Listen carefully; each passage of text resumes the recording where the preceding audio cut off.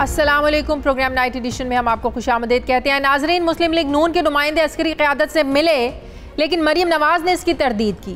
फिर सच्चाई तब सामने आई जब DG-ISPR ने वाज़े अल्फाज में कहा कि नून लीग के रहनुमा मोहम्मद ज़ुबैर ने army chief general Qamar Javed Bajwa और DG-ISI फैज़ हमीद से 2 बार मुलाकात की। ये मुलाकात मोहम्मद ज़ुबैर की ख्वाहिश पर हुई और दोनों मुलाकातें मरीम नवाज़ और नवाज़ शरीफ के हवाले से थीं। पहली मुलाकात अगस्त के आखिरी हफ्ते और दूसरी 7 सितंबर को हुई। दोनों मुलाकातों में आर्मी चीफ का यही कहना था कि सियासी मसाइल पार्लियामेंट में ही हल होंगे, इन मामलात से फ़ौज को दूर रखा जाए। लेकिन मरीम नवाज़ ने आज ये बयान दिया कि नवाज शरीफ के किसी नुमाइंदे ने आर्मी चीफ से मुलाकात नहीं की। मुझे GHQ में डिनर का इल्म नहीं, शायद डिनर नहीं हुआ। सुनने में आया है कि गिलगित बल्तिस्तान के मसले पर बुलाया गया था। मरीम नवाज़ ने सियासी रहनुमाओं की GHQ जाकर मुलाकातें करने की भी कुछ ऐसे मुखालफत की। डिनर का तो मुझे पता नहीं, शायद डिनर तो नहीं हुआ। मुझे भी सुनने में आया है कि जिस इशू पे वो बुलाया गया था वो गिलगित बल्तिस्तान का इशू था, और गिलगित बल्तिस्तान का जो इशू है वो पॉलिटिकल इशू है।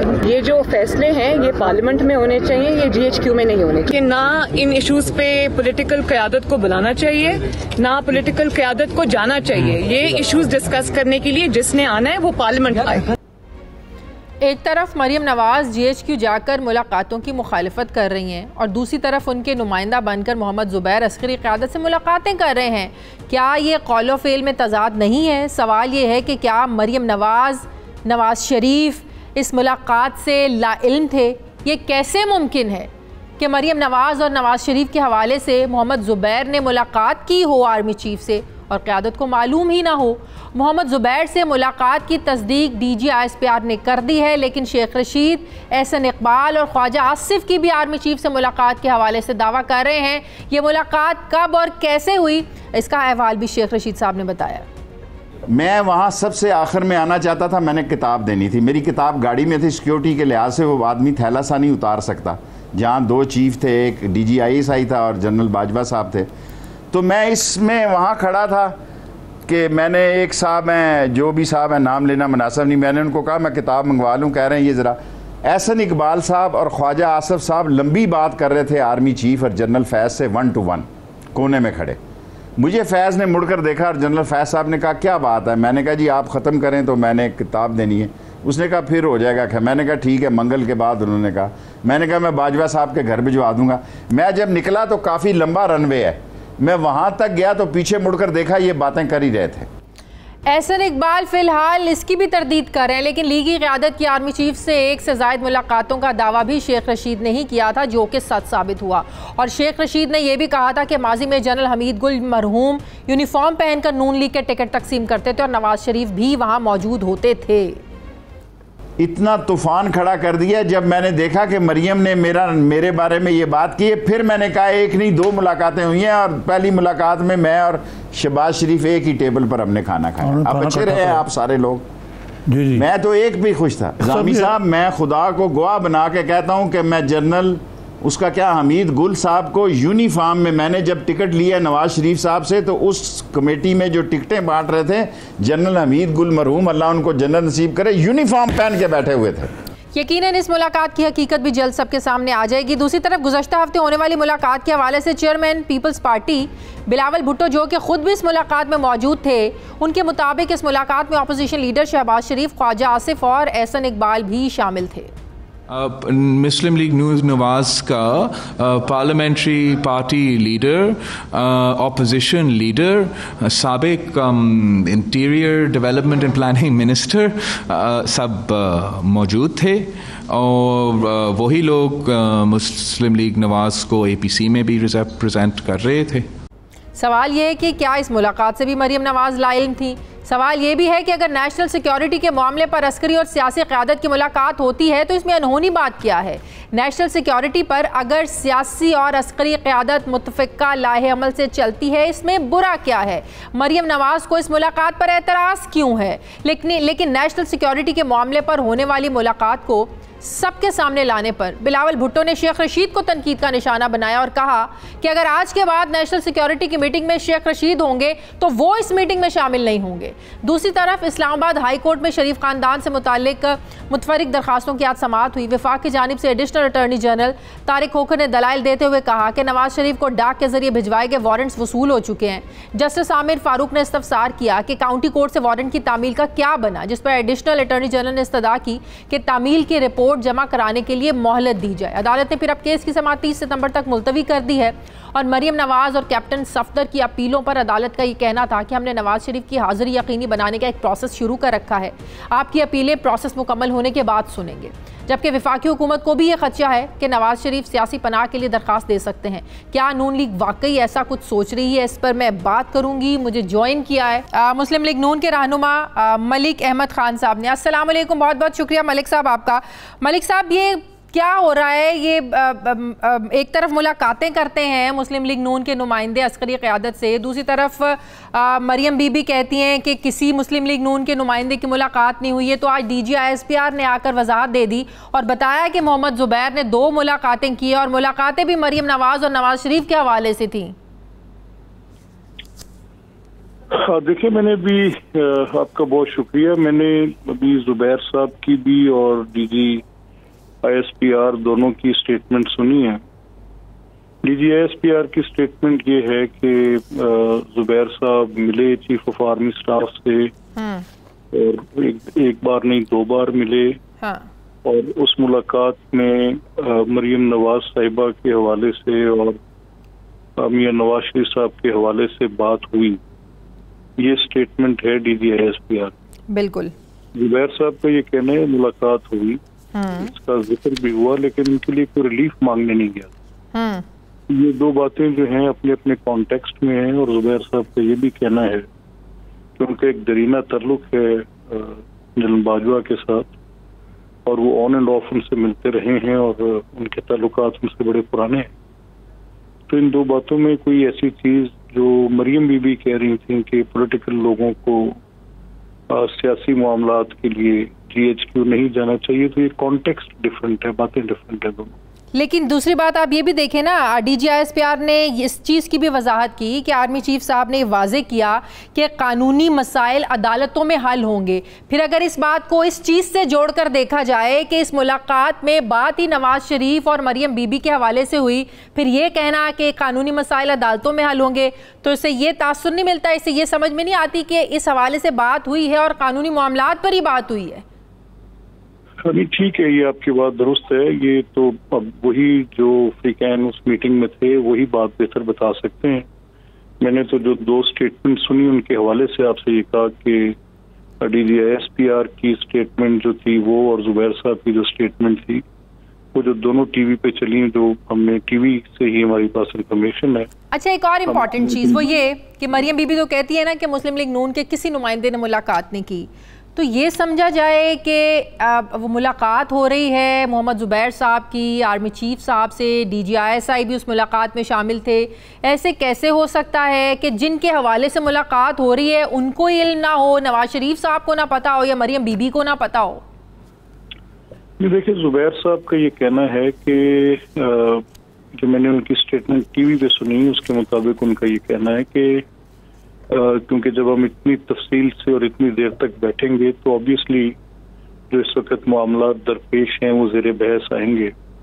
और ये गालिब इम्कान है कि इसमें आर्मी चीफ ने यही कहा कि जो आपके कोर्ट के मामलात है वो कोर्ट में देखे जाने चाहिए और मामलात अदालतों के सामने हैं। तो उसका नेचुरली उस डायलॉग का यही एक कॉन्टेक्स्ट समझ आता है कि उसमें यही बातें हुई होंगी गालिबन, कि अगर उन्होंने कोई बात की होगी किस तरह के केसेस हैं या प्रॉब्ली शायद कोई कि जी जो केसेस थे जो नैब कोर्ट के जज के मुतालिक को बात, शायद में भी मैं हाइपोथेटिकल बात करूं, उसमें यही होगा कि अदालतों के मामला अदालतों में होते हैं।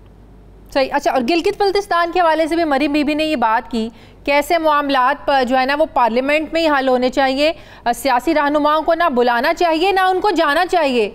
तो सवाल ये है कि कौमी सलामती के इशू पर जब अस्करी और अगर सियासी रहनुमाएं मिल बैठती हैं, इसमें एक नंबर एक इस बात में हर्ज क्या है, नंबर दो अगर इतना ही एतराज़ है तो आपकी पार्टी ने नुमाइंदगी क्यों की, आपकी पार्टी के लोग फिर उस मुलाकात में शामिल क्यों हुए?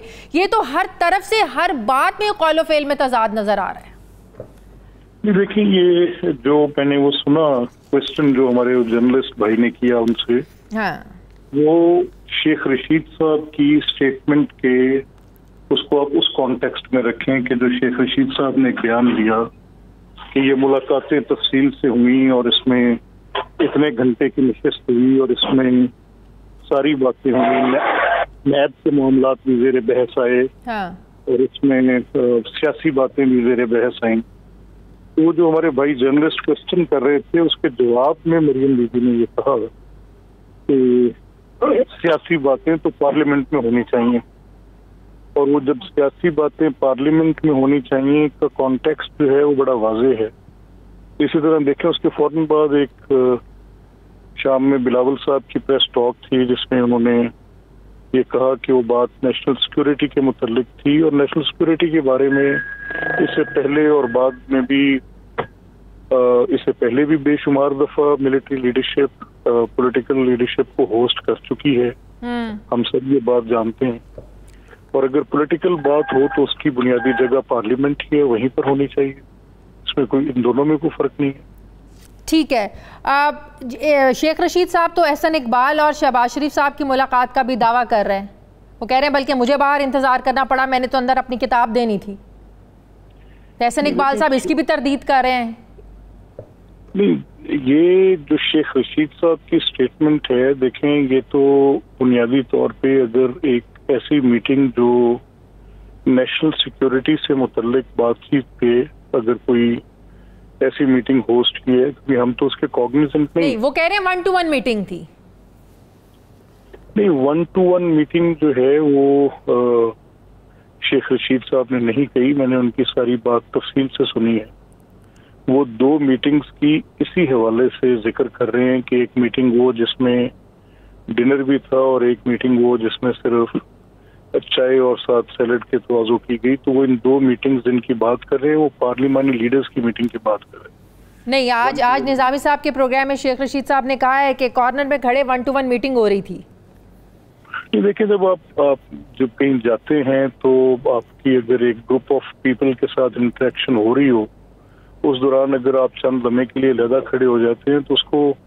अच्छा मलिक साहब, आप नहीं समझते कि हमारे सियासतदान खुद से फ़ौज के साथ, अपनी अस्करी क़यादत के साथ, इस्टेब्लिशमेंट के साथ, नैब, कानूनी मामलात, अदालती मामलात ये डिस्कस करके फ़ौज को घसीटने की कोशिश कर रहे हैं? फ़ौज तो ये बारहा ये वाज़े कर चुकी कि फ़ौज का इन मामलात से कोई ताल्लुक़ नहीं है, इलेक्शन भी आपने करवाने हैं, कानून साजी भी आपने करनी है, पार्लियामेंट का काम है, फ़ौज को इससे दूर रखा जाए।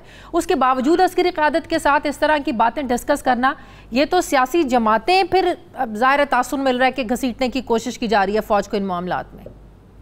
देखिए, अगर एक इन्वायरमेंट ऐसी होगी और उस इन्वायरमेंट में जैसे चीफ एग्जीक्यूटिव जो हैं वो प्राइम मिनिस्टर हैं और वो नेशनल सिक्योरिटी की मीटिंग, चाहे वो पुलवामा वाले मामले के बाद थी या उसके बाद जब वो एक अभी नंदन वाला वाकया हुआ उसके बाद थी, तो उन दोनों मीटिंग्स में प्राइम मिनिस्टर। अब जितनी कंफ्यूजन पैदा हो गई है इन मुलाकातों पर, आपकी पार्टी इस पर बाकायदा कोई वजाहत देगी?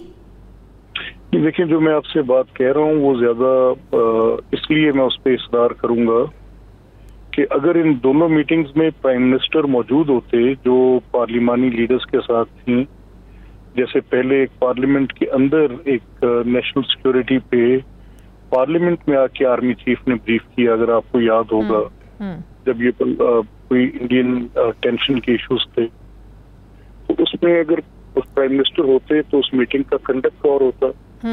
अब जब ये मीटिंग हुई जिसमें कितना इम्पोर्टेंट इशू है, जिसमें obviously it is related to national security, जब आप एक ऐसी पोजीशन जिसमें आपकी सिक्योरिटी के इश्यूज भी इन्वॉल्व होंगे, तो उसमें अगर ये मिलिट्री लीडरशिप में और पार्लियामेंट्री लीडर्स में कोई इंटरेक्शन होती तो चेयर नेचुरली प्राइम मिनिस्टर को करनी चाहिए थी और होस्ट भी उनको करनी चाहिए थी। अब उनकी जो एब्सेंस है वो ये सारे सवालात को जन्म दे रही है, और अगर वो वहाँ मौजूद होते तो गालिबन शेख रशीद साहब जो गुफ्तगू फरमा रहे हैं उनको ये करने की जरूरत ही ना पड़ती। अच्छा, तो इस सारी बहस में से अगर कोई सवाल उठता है तो वो बैंक की एब्सेंस का निकलता है कि वो क्या गैप है जो नेशनल सिक्योरिटी के इश्यूज पे एज चीफ एग्जीक्यूटिव वो एक वैक्यूम छोड़ रहे हैं जिस मिलिट्री लीडरशिप को फिल करना पड़ रहा है। तो बुनियादी तौर पे अगर remaining in the constitutional paradigm हम इस बात का अगर कोई नतीजा अखज़ कर सकें तो ये हो सकता है। बाकी आप अपनी प्राइवेट सेटिंग में आप अपने किसी पर्सनल रेपो पे किसी से मिलते हैं तो आपकी बातचीत किसी भी डोमेन में चली जाती है बाज़ औक़ात। बहुत बहुत शुक्रिया। मुस्लिम लीग नून के रहनुमा मलिक मोहम्मद अहमद खान हमारे साथ हैं। नाज़रीन, मुझे प्रोग्राम में एक ब्रेक लेनी, वापस आते हैं वक्फे के बाद।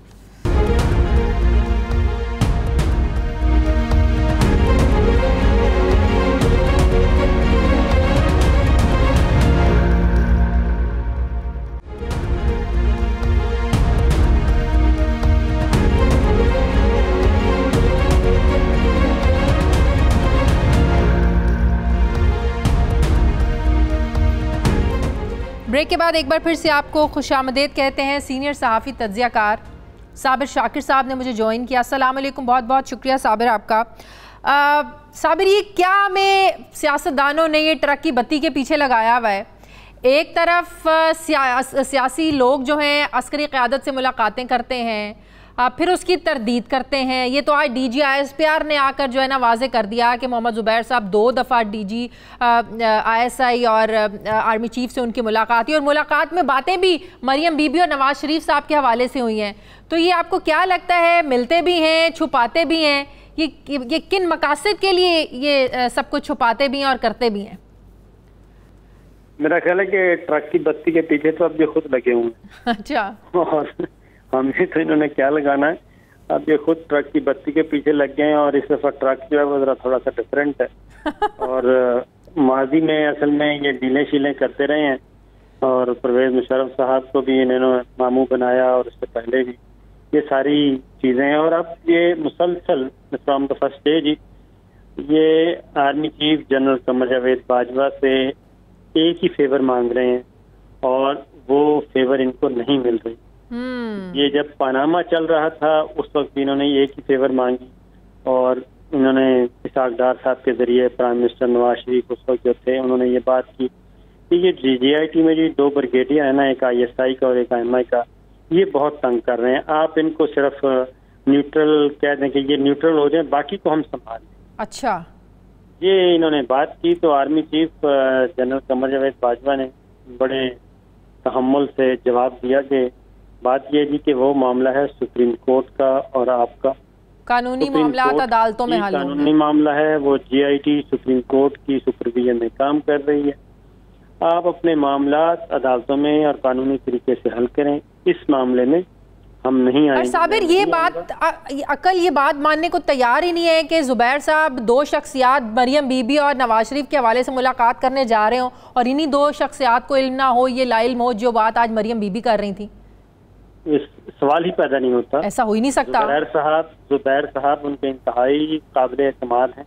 और मैंने आपको बताया ना कि शरीफ फैमिली बहुत ही मैं कहता हूँ ऐसा सोच समझ के इन्होंने हर आदमी की कोई ना कोई यूटिलाइजेशन रखी होती है। और ज़ुबैर साहब के बारे में उनको पता है कि ज़ुबैर साहब के क्योंकि फैमिली रिलेशन हैं, बिल्कुल, इसलिए ये फिट आदमी है बात करने के लिए, बात करने के लिए। इसलिए उन्होंने पहले शहबाज शरीफ साहब को किया, शहबाज शरीफ साहब के जरिए इस हद तक मामला हुए कि जिनको बाहर भेज दिया, गारंटर के तौर पे वो खुद इधर बैठा लिया उनको, चचा को, और वाले साहब चले गए। अब इन्होंने फिर वही बात की, ज़ुबैर साहब गए और दोनों दफा पैगाम लेके गए, दोनों दफा इनकी नुमाइंदगी की और दोनों दफा ये बात की। और ये मेरा ख्याल है कि मैं समझता हूँ कि DG/ISPR ने बहुत इन टाइम आज ये बात डिस्क्लोज की है, वरना कोई पता नहीं था कि अभी तो वो एहसन इकबाल और शहबाज शरीफ की मुलाकात जिसका दावा शेख रशीद साहब कर रहे हैं, अभी तो उसका शायद किसी दिन भांडा फूट जाए कि वो भी सच था। नहीं, मैं कहता हूँ इतनी मुलाकातें हैं। ये अलग एक और बात बता दूं कि ये तो अभी भी जनरल बाजवा जो है वो जरा थोड़े से डिफरेंट है, वजादार आदमी है, खुले डुल्ले आदमी है। वो अगर सारी बातों का, और DGISI जनरल फैज अगर वो सारी मुलाकातों का बता दें कि किस दिन कौन आया, किसके जरिए, ना इन्होंने कोई रिटायर्ड ब्यूरोक्रेट छोड़ा, ना इन्होंने कोई रिटायर्ड जर्नैल छोड़ा कि जिसकी मदद से ना कोई रिटायर्ड जज छोड़ा, सही, कि किसी भी तरीके से कोई ना कोई मैनिपुलेशन हो जाए, कोई रिलीफ मिल जाए, कोई रिलीफ मिल जाए। और आप अंदाजा करें कितना खतरनाक काम कर रहे हैं। तो इसका मतलब ये हुआ कि उस इनकार कह लें, या आर्मी चीफ ने वाजे कर दिया कि कानूनी जो मामलात है अदालतों में हल होंगे। फिर उसके बाद जो सिक्योरिटी, कौमी सलामती की सिक्योरिटी गिलगित बल्तिस्तान के हवाले से मीटिंग होती है, ज़ाहिर है उस बारे में भी नवाज शरीफ साहब को शहबाज शरीफ साहब ने बताया होगा। उसके बावजूद उस दिन APC में नवाज शरीफ साहब का गरजना बरसना, इसका मतलब था कि वो नाराज़गी का इजहार था जो जुबैर साहब उन मुलाकातों में नाकाम हो चुके थे। बिल्कुल बिल्कुल, वो तलखी की अब वजह समझ आ रही है ना। हाँ। नवाज शरीफ साहब इतनी नफरत क्यों थी उस दिन कि नहीं हमारा मुकाबला इमरान खान से नहीं है, हमारा मुकाबला इनको लाने वालों से है। यस। तो भाई अगर वो लाने वाले इतने ही बुरे हैं तो क्यों आप बार बार उनकी मिन्नत समाजत कर रहे हैं? अगर वो CCTV फुटेज सामने आ गई किसी दिन कि ये जाके बैठते कैसे हैं, ये गुफ्तगू कैसे करते हैं, ये मिन्नत समाजत कैसे करते हैं, ये कैसे ठोड़ी को हाथ लगा लगा के कहते हैं कि मेहरबानी करें, गुस्सा थोकते हैं, तो ये सारी बातें और ये दोनों काम करते हैं। बिल्कुल सही। इनके कॉलोफेल में तजाद देखे ना, जिन लाने वालों की ये बात कर रहे हैं। जब मेमो गेट स्कैंडल 2011 में आया, किसकी सपोर्ट के लिए गए? 88 में IGI बनी, तब ये किसको सपोर्ट कर रहे थे, तब क्यों खुशियां मना रहे थे? 1990 में जब जिन्होंने सियासतदानों में पैसे बांटे तब खुशियां मनाई जा रही थी। मतलब ये कि जहां अपना फायदा हो लाने वाले ठीक हो जाते हैं, जहां खुद को नुकसान हो तो लाने वाले बुरे बन जाते हैं। ऐसा ही है। जस्टिस, मुझे तो चीफ जस्टिस आसिफ सईद खोसा साहब याद आ रहे हैं कि उन्होंने बहुत सोच समझ के गॉडफादर का वर्ड यूज किया था, और जस्टिस अजमत सईद शेख साहब ने सिसिलियन माफिया का वर्ड यूज किया था। वो जीरक जज थे जिन्होंने सब कुछ, क्योंकि उस वक्त भी इन्होंने ये कहा था कि जनाब हम लोहे के चने, हमें हाथ लगाओगे तो पता नहीं हाथ जल जाएगा। अब ये खुद, हालांकि जनरल कमर जावेद बाजवा को इन्होंने खुद आर्मी चीफ बनाया, बिल्कुल, और इनका ख्याल था कि बस जुबैर साहब के इनके साथ फैमिली रिलेशंस हैं और मसला ही कोई नहीं, बस ये आर्मी चीफ आ गए तो उसका मतलब है कि पूरी फौज इनकी पॉकेट में आ गई। और उस वक्त DGISI थे जी नवीद मुख्तार साहब, उनकी भी रिलेशनशिप थी। तो इन्होंने, ये मरियम बीबी के अपने अल्फाज हैं जो बाहर आ गए थे, कि अब जी जो ISI है बस समझें कि वहाँ पे तो हम खुद ही बैठे, अब हमने ये करना है, अब अपनी मर्जी से पोस्टिंग ट्रांसफर होगी। तो आज कहते हैं कि जो कुछ उनके साथ हुआ वो डॉन लीक्स का उनसे जो है ना वो बदला लिया जा रहा है। आप समझते हैं साबिर, आज भी शहबाज शरीफ का बयानिया नवाज शरीफ और मरियम बीबी से मुख्तलिफ है? मैं नहीं समझता जी, क्योंकि ये दोनों फंसे हुए हैं असल में, और ये बेवकूफ़ बनाते हैं। सही। और बस एक हद से आगे, क्योंकि शहबाज शरीफ नवाज शरीफ के सामने नहीं पहुंच सकते, और ये मिला के खेलते हैं, क्योंकि अब शहबाज शरीफ साहब खुद फंसे हुए हैं, और जैसे जैसे इनके किचे चटे खुलते जा रहे हैं, अब आप 9.5 अरब रुपए के बैंक अकाउंट्स मिल गए, और वो भी उन मुलाजमीन के जिन मुलाजमीन की तनख्वाहें हजारों रुपए से ज्यादा नहीं है। बिल्कुल बिल्कुल। तो ये सारा इनका, आप दोनों का, आप फेक अकाउंट केस दोनों का एक ही मॉडल है। बिल्कुल, दोनों का बिजनेस मॉडल एक है कि कैसे ये अपना बिजनेस करते हैं, और फ्रंटमैन और बेनामीदार रखे हुए हैं। तो अब इनके, मेरा ख्याल है कि मुश्किल वक्त आने वाला है, और खासतौर पर आज DGISPR ने बता दिया है, बहुत सी चीज़ें वाजे हो गई हैं, बहुत सी चीज़ें वाजे हो गई हैं। बहुत बहुत शुक्रिया सीनियर सहाफ़ियाकार साबिर शाकिर साहब मेरे साथ हैं। नाज़रीन, मुझे प्रोग्राम में एक ब्रेक लेनी, वापस आते हैं छोटे से वक्फे के बाद।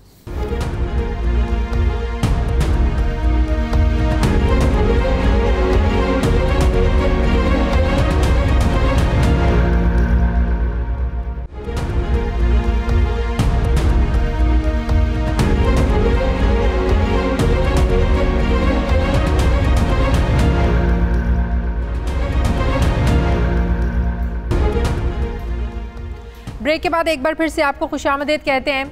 नाजरीन, सदर पाकिस्तान डॉक्टर आरिफ अलवी की जानिब से गिलगित बल्तिस्तान में आम इंतखाबात की मंजूरी दे दी गई है, जिसके बाद गिलगित बल्तिस्तान की कानून साज असम्बली के लिए आम इंतखाबात 15 नवंबर को होने जा रहे हैं। गिलगित बल्तिस्तान असम्बली की कुल नशस्तें 33 हैं, जिनमें से 24 पर बराह रास्त इलेक्शन होते हैं, जबकि जो 9 मखसूस नशस्तें हैं 24 जून 2020 को मुस्लिम लीग नून की हुकूमत अपनी 5 साला आइनी मुद्दत मुकम्मल होने पर ख़त्म हो गई थी। 18 अगस्त 2020 को गिलगित बल्तिस्तान में आम इंतखाबात का इनेकाद होना था, मगर कोरोना वायरस की वजह से आम इंतखाबात को मुलतवी कर दिया गया था। ज़मीनी हक़ाइक़ बताते हैं कि गिलगित बल्तिस्तान के मौजूदा इंतखाबात इस वक्त मुल्की सियासत का मरकज़ बनते हुए दिखाई दे रहे हैं, क्योंकि चंद रोज़ पहले army chief general Qamar Javed Bajwa की मुल्की बड़ी सियासी जमातों के रहनुमाओं से मुलाकात हुई थी। इस मुलाकात का मकसद गिलगित बल्तिस्तान को सूबा बनाने के लिए कौमी इत्तफाक राय को पैदा करना था। इस मुलाकात में शहबाज शरीफ, बिलावल भुट्टो जरदारी, सराजुल हक, ख्वाजा आसिफ, एहसन इकबाल और हुकूमती वज़रा समेत कई अहम रहनुमा इस मुलाकात में शामिल थे। इजलास में शिरकत करने वाले कुछ रहनुमाओं के मुताबिक इजलास के तयशुदा उसूलों के मुताबिक इसे अवामी सतह पर जाहिर नहीं करना था, मगर मीडिया रिपोर्ट्स में इस मुलाकात के हवाले से अहम नुकात सामने आए, जिसमें आर्मी चीफ के हवाले से कहा गया था कि फ़ौज को सियासत में ना घसीटा जाए। मुलाकात में नायब वज़ीर आज़म के बयानात और इंतखाबी धांधली के हवाले से भी गुफ्तगू को रिपोर्ट किया गया। और फिर मीडिया रिपोर्ट के ही मुताबिक मुल्क में सियासी तनाव के दरमियान हुकूमत और अपोजिशन के माबैन गिलगित बल्तिस्तान को आर्जी सूबे का दर्जा देने पर इत्तफाक राय हो गया है। शेख रशीद के मुताबिक आर्मी चीफ ने गिलगित बल्तिस्तान की हैसियत में तब्दीली के फैसले पर अमल दरामद के लिए वक्त का जो तयन है ये मुल्क की सियासी क़यादत पर छोड़ दिया है। ताहम कुछ इस किस्म की खबरें भी मीडिया में रिपोर्ट हुई कि अपोजिशन ने हुकूमत और आर्मी चीफ को वाज़े तौर पर बता दिया है कि इंतखाबात से पहले इस किस्म का कोई इकदाम कबल अज़ इंतखाबात धांधली तस्वुर किया जाएगा और उन्हें इसके असरात पर भी गौर करना होगा कि ये पाकिस्तान के मसला कश्मीर पर मौक़िफ़ को मुतासर न करे। बिलावल भुट्टो जरदारी ने इस मुलाकात में गिलगित बल्तिस्तान को सूबा बनाने के हवाले से बहुत मोहतात अंदाज में गुफ्तगू करते हुए कुछ यूँ इजहार ख्याल किया। ये हमारा मौक़िफ़ है कि गिलगित बल्तिस्तान के अवाम अपने मुस्तक़बिल के फ़ैसले ख़ुद लें। हमने वहाँ उस मीटिंग में भी पॉइंट आउट किया था कि एक बंदा भी गिलगित बल्तिस्तान से ताल्लुक़ रखने वाला उस मीटिंग में नहीं था। मेरा ख़्याल में अगर साफ़ और शफाफ इलेक्शंस नहीं करवाया गया तो उससे ज़्यादा हमारा नेशनल सिक्योरिटी थ्रेट इस वक्त नहीं है। बिलावल भुट्टो जरदारी की जानिब से गिलगित बल्तिस्तान के आम इंतखाबात में पीपल्स पार्टी के उम्मीदवारों का भी ऐलान किया गया। बिलावल भुट्टो ने वाज़े अल्फाज में कहा कि वो 2018 के मंशूर पर इलेक्शन लड़ेंगे और गिलगित बल्तिस्तान में खुद जाकर वहाँ पर इंतखाबी मुहिम चलाएंगे। मगर अहम सवाल ये है कि आखिर मरियम नवाज क्यों अस्करी और सियासी क़यादत की मुलाकात को निशाना बनाकर इस्टेब्लिशमेंट को सियासत में घसीट रही हैं। कानून साजी का इख्तियार पार्लियामेंट के पास है। अगर पार्लियामेंट चाहेगी तो ही गिलगित बल्तिस्तान को सूबे का दर्जा मिल सकेगा। अगर मुल्क की मुआशी सिक्योरिटी के नुक्ते नज़र से बात की जाए तो सी पैक की वजह से गिलगित बल्तिस्तान मुल्क की मुआशी शायरक बन चुका है। सियाहत की वजह से भी गिलगित बल्तिस्तान को पूरी दुनिया में एक नुमाया मकाम हासिल है। मगर अहम सवाल ये है कि गिलगित बल्तिस्तान को सूबा बनाने से अवाम को और मुल्क को क्या फ़ायदा होगा? गिलगित बल्तिस्तान के सूबा बनने से इस खित्ते पर क्या असरात मुरतब होंगे? इस पर मैं बात करूंगी। मैंने प्रोग्राम में इनवाइट किया है साबिक वज़ीर आला गिलगित बल्तिस्तान हफीज़ुर रहमान साहब को। अस्सलाम वालेकुम, बहुत बहुत शुक्रिया हफीज़ुर रहमान साहब आपका। हफीज़ुर रहमान साहब, जैसे कि मैंने कहा कि बड़ा अहम मसला है, एक तारीखी मसला रहा है। गिलगित बल्तिस्तान के लोगों की भी एक अरसे से डिमांड रही है कि सूबे का दर्जा दिया जाए, लेकिन मुख्तलिफ तबकात की इस हवाले से मुख्तलिफ औकात में मुख्तलिफ आरा सामने आती रही हैं।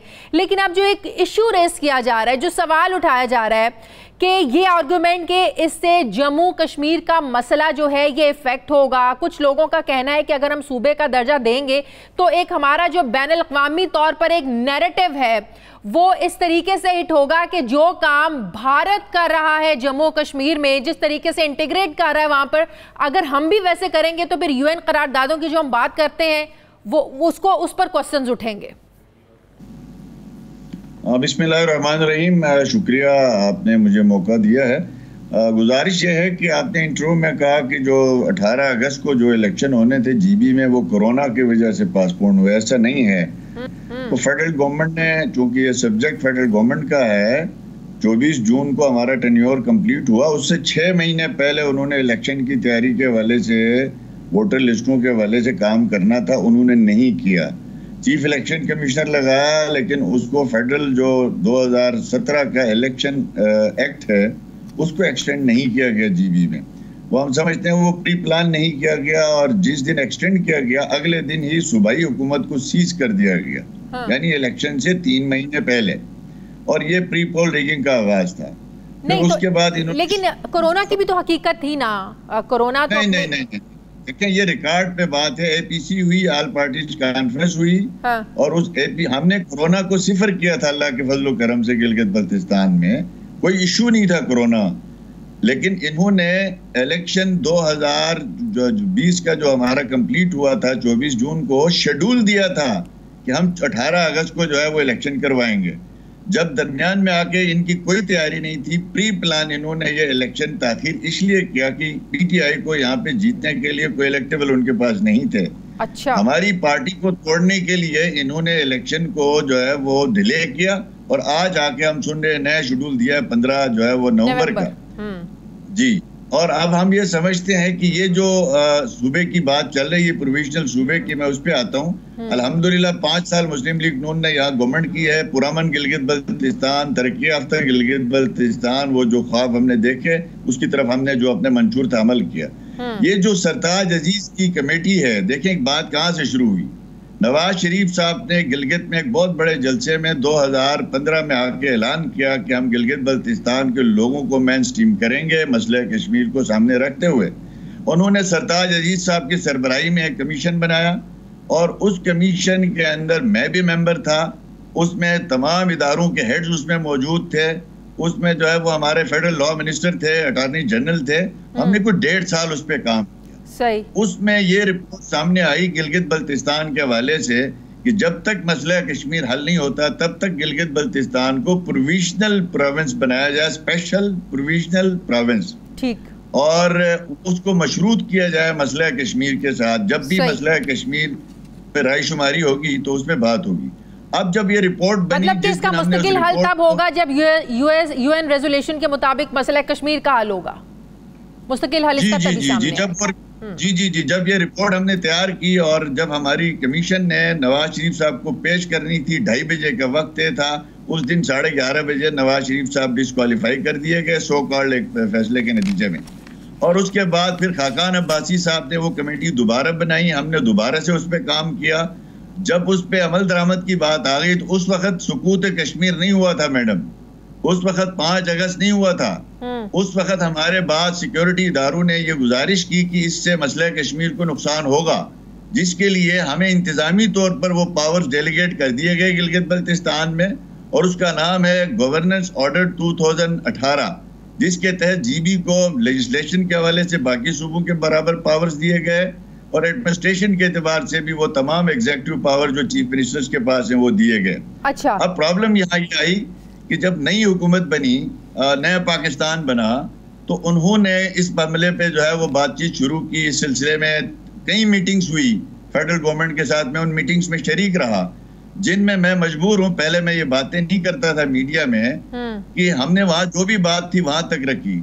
लेकिन जब हमारे गंडापुर साहब और खास तौर पर शेख रशीद जैसे लोगों ने नेशनल सिक्योरिटी के इश्यूज को, जो इनडोर डिस्कशन होती है, उनको पब्लिक करके एक ब्लेम गेम और जो है यहाँ पे इलेक्शन में उसको इलेक्शन स्टंट के तौर पे इस्तेमाल करना शुरू किया।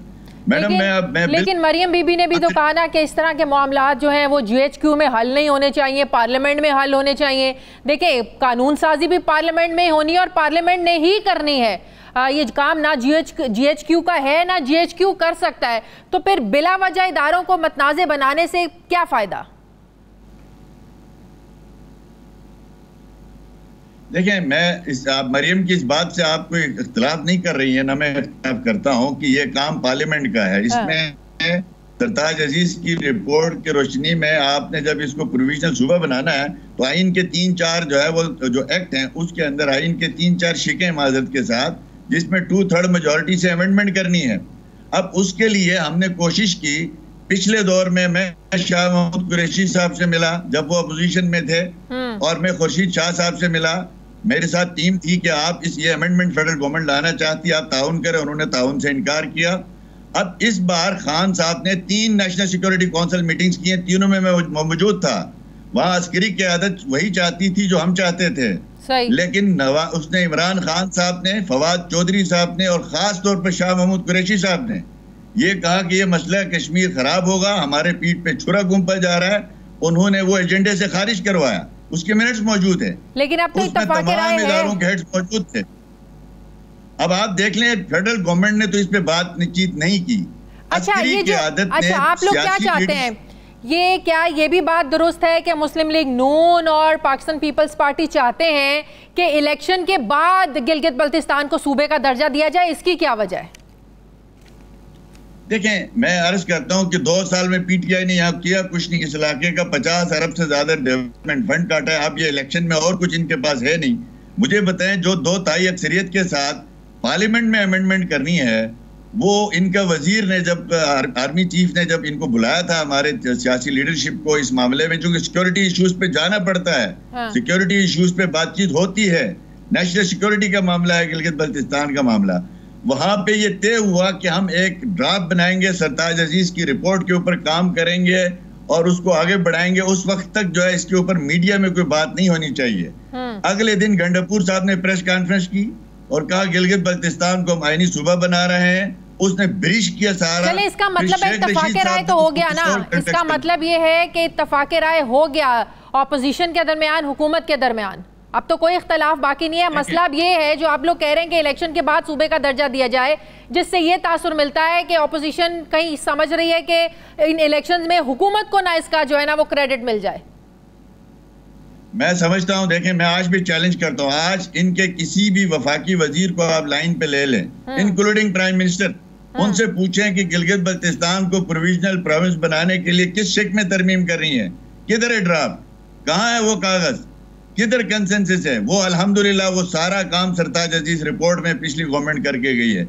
ये सिर्फ ड्रामे कर रहे हैं, इन्होंने देना कुछ भी नहीं है, कल बहुत बड़ा यू टर्न लेंगे। ये सिर्फ यहाँ गिलगित बल्तिस्तान के अवाम को बेवकूफ बनाने के लिए एज ए इलेक्शन स्टंट के तौर पर नेशनल सिक्योरिटी के इश्यूज को इस्तेमाल कर रहे हैं। एक आखिरी सवाल, क्या इंतजामी मामलात, माली मसाइल, क्या ये गिलगित बल्तिस्तान को सूबे का दर्जा दिए बगैर हल नहीं हो सकते, या आप समझते हैं कि सूबे का दर्जा मिलेगा तो ही ये सारे मसाइल हल होंगे, इक्तसादियात को फ़ायदा होगा, मुआशी तौर पर फ़ायदा होगा, तभी लोगों को उनके जो मुआशी आईनी हकूक़ मिल सकते हैं प्रोविजनल स्टेटस देने से? देखिए, ये क्यों ये सवाल पैदा हुए, ये तब हुए कि पिछली गवर्नमेंट ने एम्पावर किया था यहाँ पे पॉलिटिकल, फाइनेंशियल, एडमिनिस्ट्रेटिव, क्योंकि वो ऑर्डर पे मबनी था। वो ऑर्डर जो है वो आज तक पिछली जो भी हुकूमतें रही उन्होंने कोई चीज विड्रॉ नहीं की। इस हुकूमत ने, खान साहब की मौजूदा हुकूमत ने हमारे 3-4 वो बड़े इख्तियारात जो है एडमिनिस्ट्रेटिव ऑर्डर्स के जरिए वापस ले लिए गिलगित बल्तिस्तान से। मिसाल के तौर पर चीफ सेक्रेटरी गिलगित बल्तिस्तान जो है वो प्रिंसिपल अकाउंटिंग अफसर था पीएचडीपी के मंसूबों में। हमने तेज तरक्की के लिए फैसला लिया, इन्होंने ये वापस ले लिया। सेक्रेटरी कश्मीर अफेयर्स को प्रिंसिपल अकाउंटिंग अफसर बना दिया। गिलगित बल्तिस्तान को council of common interest national finance commission IRSA में ऑब्जर्वर की नुमाइंदगी दी थी पिछली गवर्नमेंट ने, उसको इन्होंने डी नोटिफाई कर दिया। अब इस वजह से लोग ये समझ रहे हैं कि अगर कोई भी निजाम वो प्राइम मिनिस्टर के ऑर्डर के ऊपर मबनी बनेगा या प्रेसिडेंशियल ऑर्डर पे बनेगा तो वो किसी भी वक्त विड्रॉ हो सकता है, उस पर सस्टेनेबिलिटी नहीं रहेगी। इसलिए लोग कोई कॉन्स्टिट्यूशनल कवर अप चाहते हैं ताकि उसके अंदर रहते हुए हम अपनी निजाम को चलाएं, उसमें प्रोटेक्शन हासिल हो। ठीक है, बहुत बहुत शुक्रिया, बहुत शुक्रिया वज़ीर आला गिलगित बल्तिस्तान हाफिज हफीजुर रहमान साहब मेरे साथ हैं। नाज़रीन, मुझे प्रोग्राम में एक ब्रेक लेनी, वापस आते हैं छोटे से वक्फे के बाद।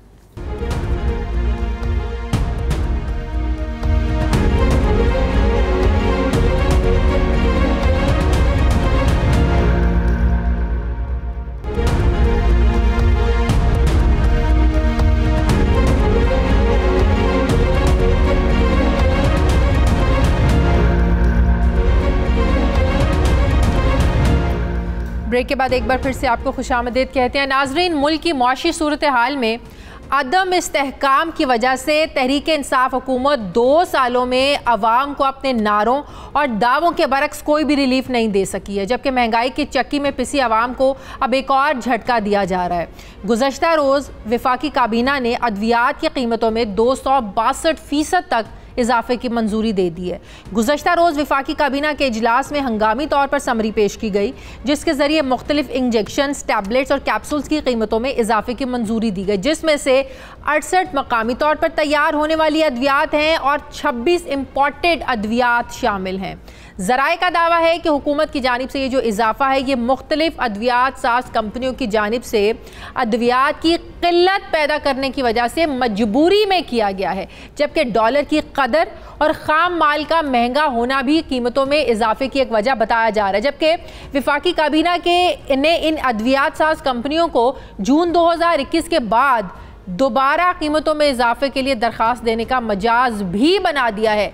कौन सी अद्वियात की कीमतों में कितना इजाफा हुआ है ये भी आपके साथ शेयर करेंगे। दूसरी तरफ गुज़श्ता रोज़ वफाकी काबीना ही के इजलास में वफाकी वज़रा असद उमर और शीरी मज़ारी के दरमियान तल्ख जुमलों का तबादला क्यों हुआ, इस तल्खी की वजह क्या थी, इसकी अंदरूनी कहानी क्या है, ये भी आपसे शेयर करेंगे।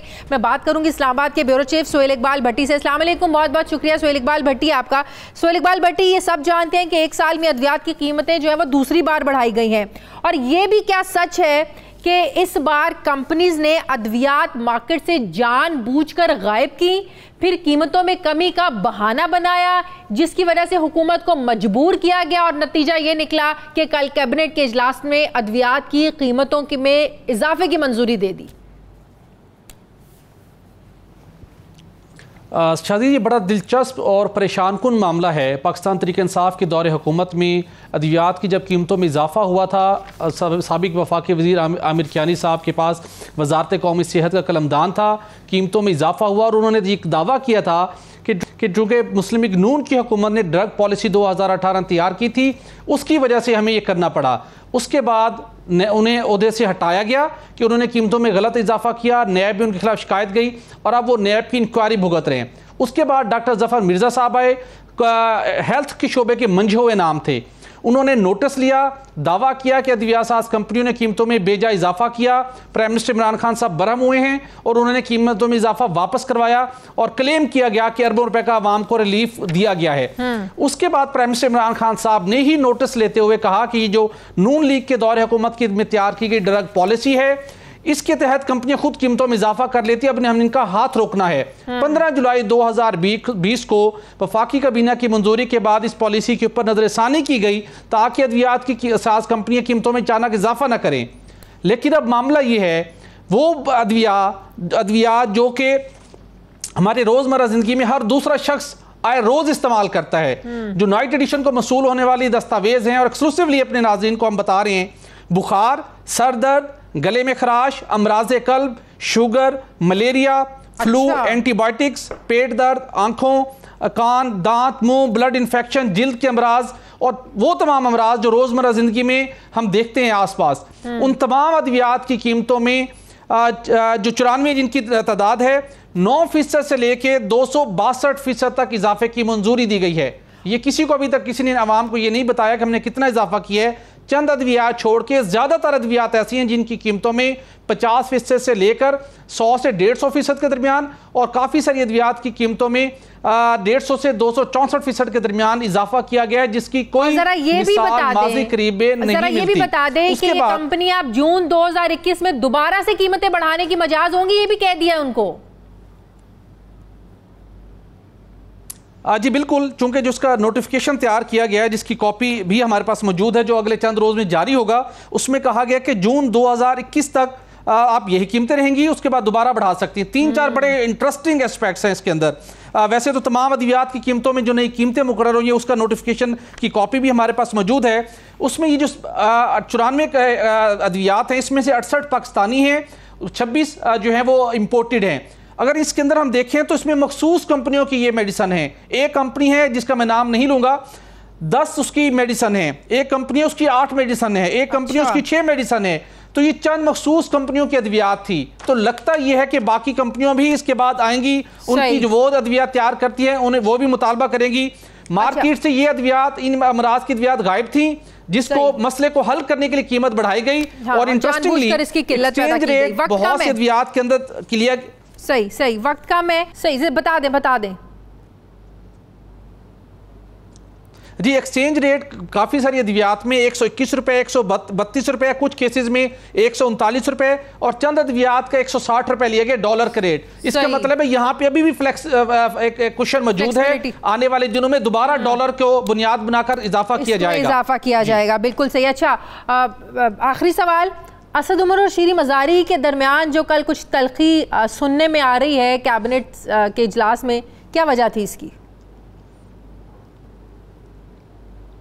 अच्छा जी, वो 3 बुनियादी फैसले थे जिसको हमें जानने का मौका मिला। उसकी दस्तावेज़ भी कुछ हमारे पास मौजूद हैं। असद उमर साहब ने कैबिनेट कमेटी ऑन एनर्जी के जो 3 अहम तरीन फैसले थे उनके मिनट्स की तौसीक करवाने की कोशिश की। शीरी मज़ारी साहबा ने ऑब्जेक्ट किया कि हमने पढ़ा नहीं है, अचानक कैसे हम कर दें। वो 3 मामला क्या थे? एक मामला ये था कि हुकूमत 3 LNG की पावर प्लांट्स प्राइवेटाइज करना चाहती है और उन पावर प्लांट्स ने SNGPL के साथ कमिटमेंट की हुई है कि वो 66% दरामदी गैस हर सूरत खरीदेंगे, नहीं खरीदेंगे तो उसकी कीमत अदा करेंगे। अब उनको कहा गया कि इस कंडीशन से, टेक और पे की कंडीशन से निकाल दिया जाए, जिसके नतीजे में नॉर्दर्न को 2023 के बाद सालाना 150 अरब रुपए का नुकसान होगा। एक ये मामला। दूसरा मामला थे सरकारी पावर प्लांट्स। 6 सरकारी पावर प्लांट्स हैं, उनको फौरी तौर के ऊपर बंद करने का मामला था कि इनकी अब हमें जरूरत नहीं, इनको बंद कर देना चाहिए। नदीम बाबर साहब कोई आदादोशुमार बता रहे थे, उस पर भी असद उमर साहब ने कहा कि आप सही नहीं बता रहे, उस पर भी कुछ गर्मा गर्मी हुई सेशन में। जी, उसमें भी काफी गर्मा गर्मी हुई। लेकिन ये वो 3 फैसले थे जो उन्होंने, जिनके मिनट्स की तौसीक करवाने की उन्होंने कोशिश की और जिनके ऊपर सख्त इतराज है, क्योंकि ये ऐसे मामलात हैं जो कौमी खजाने और अवामी मफाद के साथ जुड़े हुए हैं। ठीक है, बहुत बहुत शुक्रिया। इस्लामाबाद के ब्यूरो चीफ सुहेल इकबाल भट्टी हमारे साथ। हमारे प्रोग्राम का वक्त खत्म हो गया। प्रोग्राम के लिए आप हमें फीडबैक ज़रूर दीजिएगा। अपना ख्याल रखिएगा। मेरी आपसे मुलाकात होगी कल। मुझे इजाज़त दीजिए। अल्लाह हाफिज़।